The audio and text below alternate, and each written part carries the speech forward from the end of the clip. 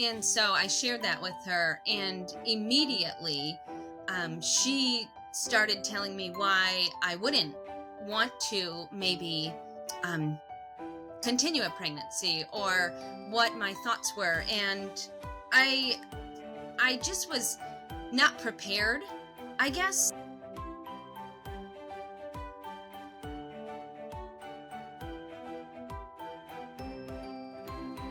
Hi, this is Miriam Diallo, APOG's Communications Manager, and I'm excited to share with you my co-host, Dr. Susan Bain's conversation with Leslie Wolbert, a New York State-based mother who is bravely stepping forward to share her story and her experience with abortion drugs nearly 2 decades ago.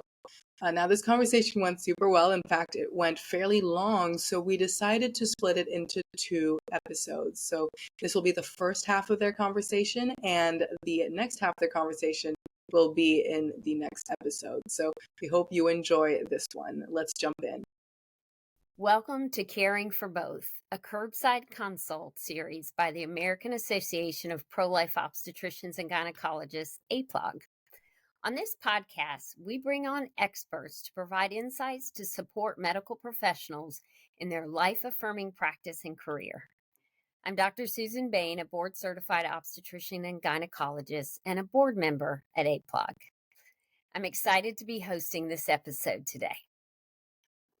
Over the past few years, the abortion drug mifepristone has undergone several rounds of deregulation by the FDA. Today, these drugs can be sold to women online and delivered in the mail without them first having the benefit of an in-person doctor's visit. A doctor who can determine their gestational age by ultrasound, who can rule out complications, who can make sure they don't have an ectopic pregnancy. So despite the efforts by many pro-abortion advocates to deny that these drugs can have negative effects on women, data show that there are dangers associated with these drugs.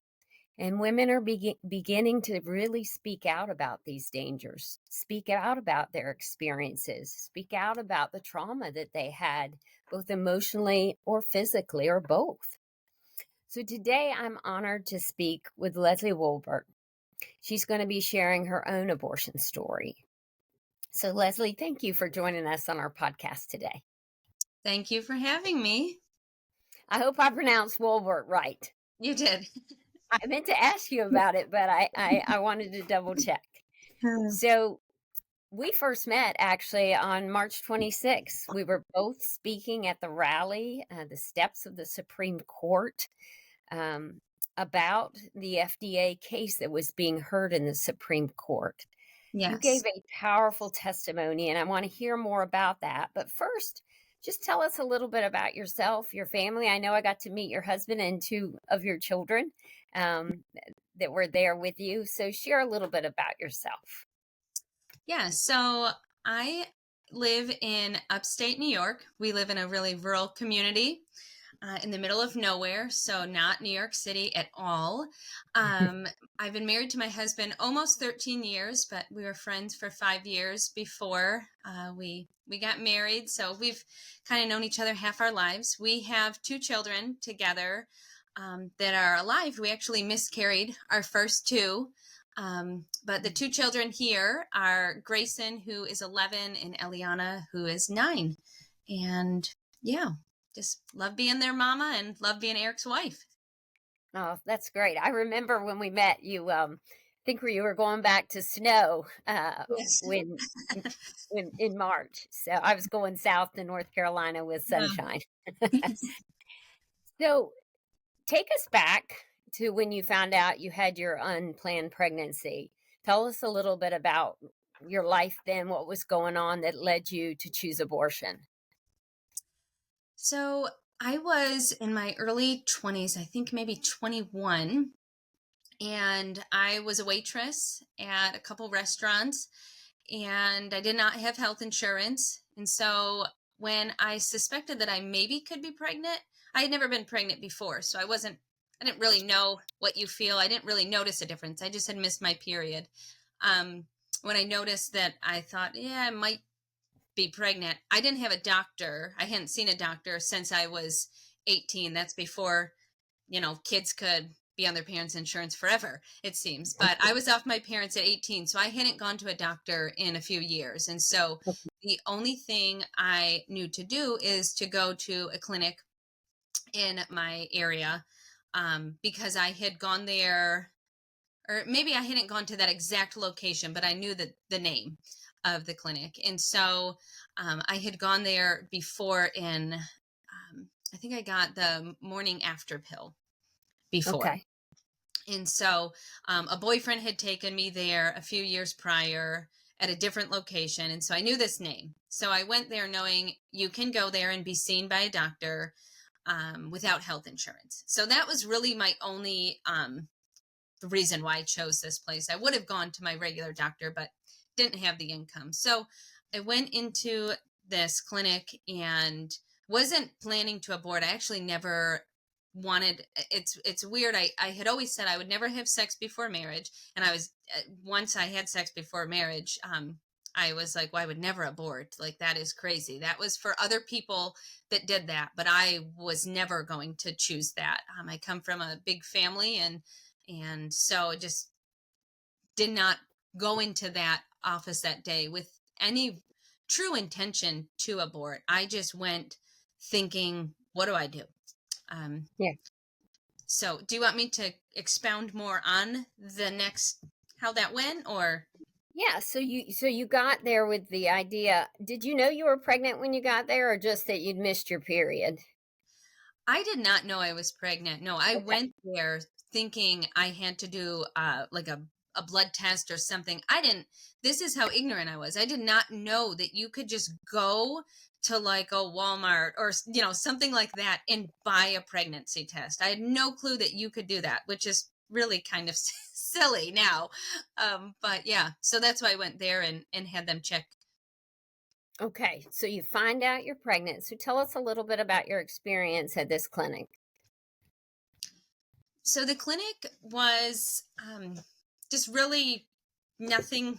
I don't know, nothing. Trying to put it into words. You walk in and there's really nothing there. I guess the walls are quite bare, and it just felt not really cozy or comfy. Like, I didn't want to be there. I knew I didn't want to be there, but I knew I had to be there because I needed to figure out what I was, what was going on. So when I went back into the room, now this was almost 19 years ago. So some of the exact steps of how it all happened kind of get cloudy in my mind. But I was in the room with one of I'm not sure if it was a nurse or if maybe it was just a worker there, but she was telling me that the the urine test did come back positive, but that they would confirm it through a blood test. So I would have to go, and they sent me out to do that blood test. But as I was sitting there talking with her, she had told me that, asked me, what am I going to do? She asked me about my life, where I worked. I think I was thinking of maybe going back into college. I also had just come out of cheerleading. So I was, did some pro cheerleading. And so I was kind of like up in the air. My lifestyle was very active. And so I shared that with her. And immediately she started telling me why I wouldn't want to maybe continue a pregnancy, or what my thoughts were. And I just was not prepared. I guess I hadn't, because I didn't know I was pregnant when I walked in. I hadn't thought of all the things that a woman thinks of once she realizes she's pregnant. Now that I've had pregnancies and delivered children, I know you think of a million things in that second. Right. But then I had this woman talking to me, and she planted this idea of maybe I shouldn't. Well, I had many family members that are post abortive, and I found out about this. And so I knew that surgical abortion was the taking of a life of a true human being. And I remember saying some of those kinds of words to this woman, that I would never have an abortion because I know that that's a real baby. Like, if you have to do surgery, that means there's a child that you're removing. And then it was like she was ready to now tell me, oh, there's this new procedure, or however she described it, that you can take these pills or these drugs and it can stop your pregnancy. And she had told me it's really just a blood clot. There's really, it's just nothing happening there. It's not a baby, and used very just like I don't know, like dehumanizing scientific type words, so that there was no relation to having a baby in my mind. And so she really pressured me because they thought that I was further along based on my period. And Okay. so she told me, you only have up until, I believe she told me 8 weeks. Um, and I was like close to that. And so she said, why don't we just set you up with an appointment? And if you decide, you want to cancel, you can. So and obviously there's so many more things. I feel like this is kind of like going all over the place, but there's so much more that happened, so much more emotional stuff that was occurring, and her body language, her facial expressions as she talked, that made me start feeling less and less comfortable, and more like maybe I should just listen to her. Maybe she does know what's Hmm. best for me. Maybe I should just do this, which is weird that I had just met this woman and already, but I had trusted her because she was a doctor, or so I thought. I was going to a place where I should trust someone, and they were telling me this is what I should do. And so I left the clinic that day with an abortion, the mifepristone abortion, for I think it was about 2 weeks out, maybe, or something, and went home, talked to a few people, a few family members, and every single person said, it's your decision. It's your decision, whatever you want to do. And no one said you shouldn't. And Hmm. so I showed up to the appointment, and I remember showing up, getting out of the car, and holding my belly. I was like already holding and wanting to nurture this life. And I remember sitting in that clinic, the next clinic, when I was going through the procedure, and just looking around the room and saying, I don't know why these women are here, but I'm not like these women. Yeah. I'm not, they're here for an abortion, but I'm not like them. Yeah. Very weird how I could have thought that. Well, you were coping in a really difficult situation. So, Leslie, tell me a little bit more. When you went for that initial visit, am I understanding you right that you left with the mifepristone? Oh, no, I'm sorry. Yeah. So Okay. I did not leave with it. I left with an appointment, because this was Okay. back when you had to, since it was almost 19 years ago, it was when you had to make an appointment, and then they sent you to the actual clinic that performed abortions. This clinic I went to was like, because we live in rural, New Mm. York State, it was kind of just like a little clinic where you can just go, and they don't do Okay. any medical procedures at that one. So Okay. So you when you went to the other one, you got an ultrasound? the second clinic is when they Mhm. gave me an ultrasound. It was very weird. You kind of are led into one room, and then another room, and then another room. You're moving nonstop, and it's very disorienting. And you're seeing all sorts of different people, and it's quiet. It's like dead silent. No one's talking. There's no music. It's cold, freezing cold in there. And when they did the ultrasound, the screen was turned from me, and the Mm. lights were on. And in a room when you're doing the ultrasound, and everything was just very stark, and the woman was not friendly. It was freezing in there, and her personality was very cold, very like method I can't think of that word. Methodical. Methodical. Yeah. um and she said to me, do you want to see? And there was no sound, and I had never been in an ultrasound, so I didn't know how any of this works. And I said, I didn't know, like, I didn't even know what I would be seeing. And I said, well, I don't know. And she's like, well, it's just a blood clot. It's just a blob of tissue. It's nothing really. And so I was like, well, no. Like I didn't, the way that she said it was like, you'd be stupid to want to, so why would you? And Yeah. so I said no. And that was like, I look back and I'm like, if I had seen, Yeah. you know, if that screen had been turned, but it wasn't. It was purposely done like that, and I was kept, separated from my baby. Even though my baby was in my womb, everything moving through this process was separating me more and more from believing that there was life inside of me. So, So, Leslie, how far along did they tell you you were based on your ultrasound? so they told me I was 8 weeks. It said, um, I actually asked for my records almost 10 years later. Okay. Um, and it took me a year to get my records, and I was threatening lawyers and stuff. They would not give me my records, but it says on my or ultrasound picture, 8 weeks, viable. And that word viable. I had a healthy baby growing.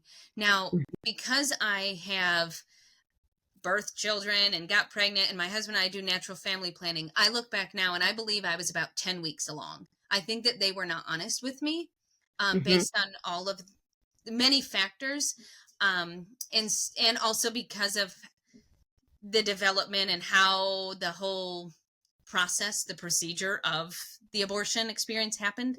Um, so I know that my records say 8, but when I always consider I lost my baby at 10 weeks. Okay. Now, can you recall what your informed consent was like? In medicine, an informed consent is it's an ethical obligation that we have to help our patients understand as we have this shared decision making process. And it sounds like from the first clinic where the woman immediately assumed you should abort, and that was her demeanor, that you definitely didn't get a full range of options. We know legally women have the option to give birth and parent, to give birth and choose adoption, or give birth and choose abortion. So give a healthcare practitioner the ability to end the life of their child. Um, the first one doesn't sound like you received that. Do you feel like with the second one that actually gave you those abortion drugs that you got an informed consent and really understood what you were getting ready to do? Um, Actually, I am remembering the first clinic did say something about adoption, and I remember seeing a brochure, and I said absolutely not. I would never give my child away. Which I don't know how my mental thinking could be like, I would never give my child away, but I'll kill my child. But so I didn't, to say informed consent, I think that maybe they kind of glossed over it just to kind of hit the check marks. But the entire experience was almost like a deer in headlights. I had no clue what I was doing. I felt so rushed to make the decision. That's why I left that first clinic with the appointment. I went through. I don't even know why I went to the appointment. I just went because a doctor told me I should go. Like I was very obedient, and at this point I really trusted doctors and felt that they really did care, and I hadn't had terrible experience up until this point. And so I just followed through with it. But when I was at the second clinic, they do put you in a room, because I can remember just sitting at this desk, nothing else is in the room. It's just a woman across the desk and me, and it's just it's like a closet, and it's so claustrophobic, no windows, nothing. And she I think she showed me different like little pamphlets or something. I can't remember all of the exact details, but I remember she was asking different questions. And so I think maybe it was her maybe attempt at informed consent, but the whole process, I kept saying, every room I went to, I'm scared. I'm scared. They would not let my boyfriend come back. He did show up at the clinic, but they would not allow him to go to anything, even though I did ask. And we didn't push it because, again, a medical facility, we just felt like, well, I guess we have to obey. And Mhm. so, um, I I don't think that. my mental capacity or emotional state had any clue. Whatever she was saying was going in one ear and out the other as I'm sitting there holding my belly. It's so weird. It's like I was there to abort, and yet my physical body was still holding and protecting. Yeah. I, Yeah. I don't know how that happens. I think there's a natural instinct we have as women to Yes. protect and to love and nurture and care. I also think that an informed consent is designed to empower women with information. It's designed to empower men when they go to their doctor's appointments for information. And sadly, that doesn't sound like what happened to you. Thank you so much for watching this first half of Dr. Bain's conversation with Leslie. We hope you stick around for the next episode where Leslie will continue to share her experience. See you next time.